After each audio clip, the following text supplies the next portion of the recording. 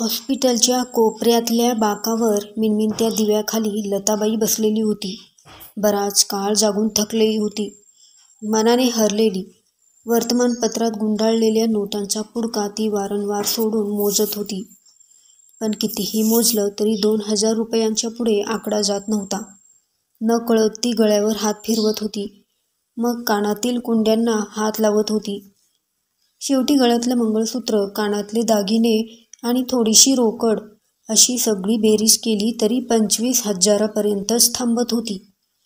तिला लागणारी रक्कम मात्र याच्या कितीतरी पटीने जास्त होती.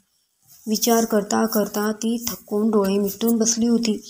तेवढ्यात ॲम्ब्युलन्सचा कर्कश सायरन आवाज झाला. ती दचकून जागी झाली. कुणाचा तरी मृतदेह आत नेला जात होता. काळोख्या आकाशात धूर ओकत ॲम्ब्युलन्स निघून गेली.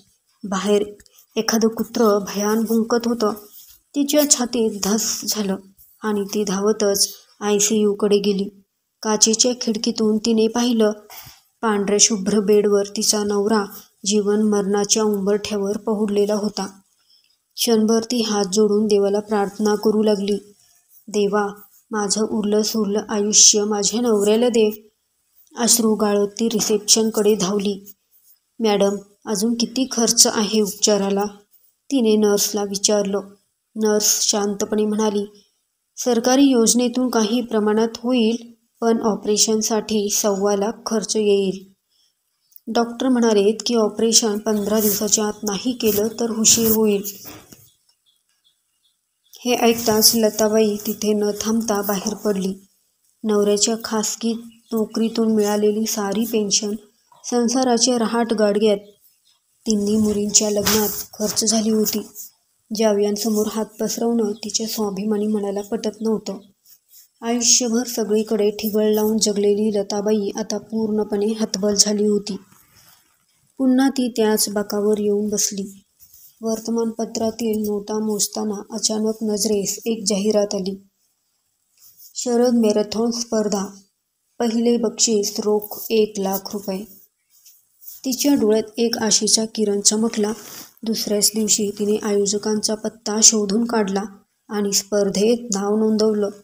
स्पर्धेचा दिवस उजाडला. सगळे धावपटू चमकदार स्पोर्ट्स शूज, टी-शर्ट्स, कॅप घालून सज्ज होते.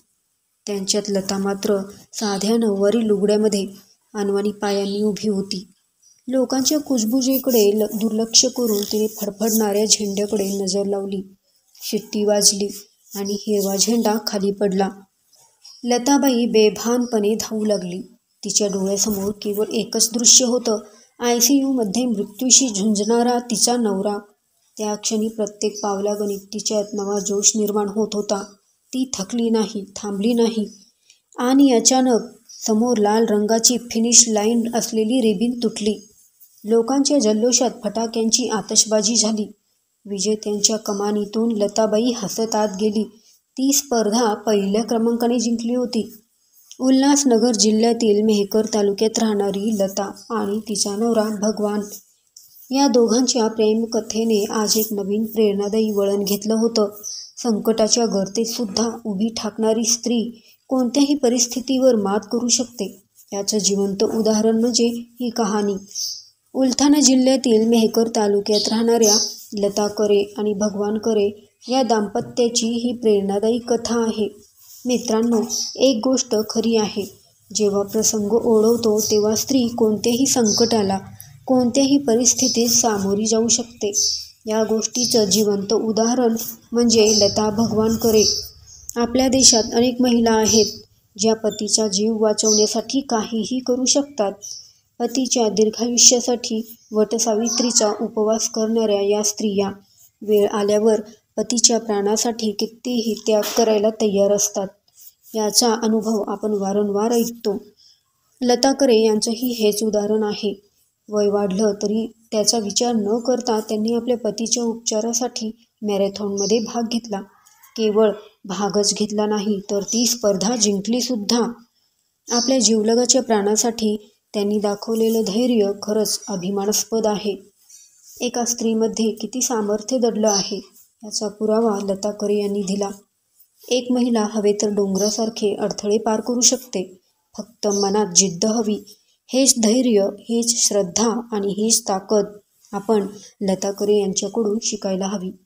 नवऱ्याचा जीव वाचवण्यासाठी त्यांनी केलेला संघर्ष खरंच सलाम करण्यासारखा आहे. मित्रमैत्रिणींनो, ही खरी घटना तुमच्या मनाला कशी वाटली? कमेंटमध्ये नक्की सांगा. आवडली असल्यास व्हिडिओला लाईक, शेअर आणि चॅनेलला सबस्क्राईब करायला विसरू नका. धन्यवाद.